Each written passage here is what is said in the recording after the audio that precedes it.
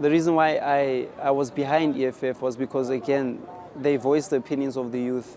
They make us realize that our anger is valid.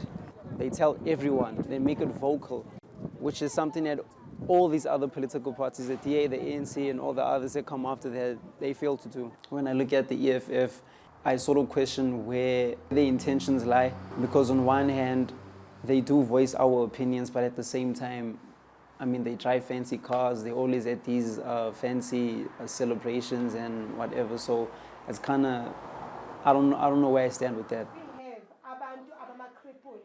A lot of people, they don't vote nowadays because they say when they vote, their issues are not resolved. They just vote, and then what they told their parties, they just throw it that side and continue with life because they just won. I think my vote maybe can make a difference in our country.